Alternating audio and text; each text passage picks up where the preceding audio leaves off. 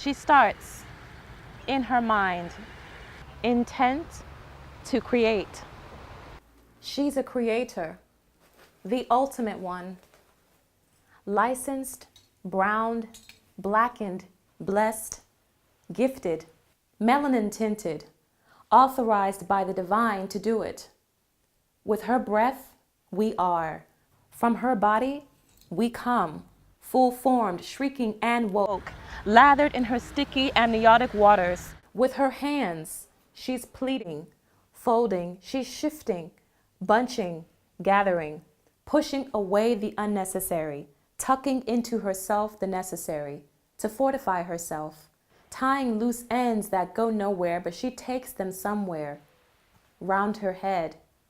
The African woman, making something out of nothing and then calling it for many tongues. Ichafu for the Igbo, Musur for the Wolof, Kitamba cha Kichwa for the Swahili, Tinyong for the Creoles, Tukwi for the Tswanas of Botswana, Duku for the Ghanaians, Chitambala for the Zambians, Gele for the Yoruba. We make this thing.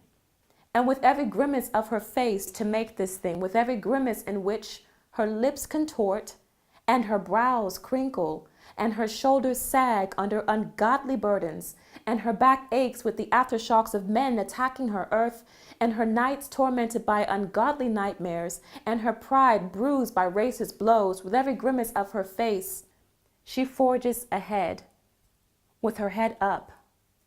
And when it falls short of her expectations of what she needs it to be, she tries again, wrapping that load round her head, turning a load into something bold that speaks, echoing what her great and even greater grandmothers spoke when they defied what foreign men were telling them while forcing their way to have sex to them, claimed that they were not beautiful, called them niggers, and made them feel unsightly. The black stain to their white clean, because they didn't understand the beautiful things that African women were creating for their heads to wear.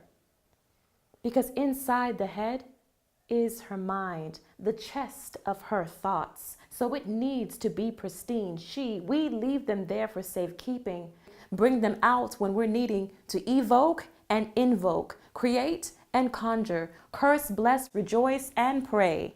Amen and amen. Ise and Ashe, it is so. It is so that we were made to feel like slaves taken from places of birth. They tried to strip the glory right off our backs, strip, break, and pulverize it into crumbles of nothingness, and make us forget places of our birth, our nest, and even there in lands far from home, African women toiling in the fields wore it.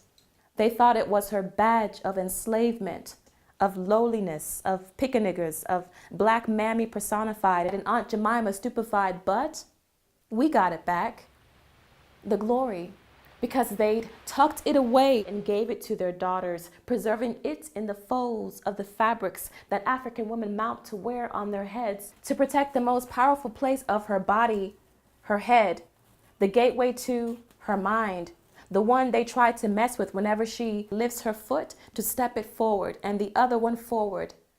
They've toyed with her mind, lit a flame of lies and myths round it to degrade, downgrade, demean, defile, debase, demote, disgrace the African woman. But they forgot that she keeps her glory folded between the wraps of the fabric that she wraps to wear round her head, and that load of magnificent beauty atop her head protects the most important part of her body, her head, the gateway to her mind.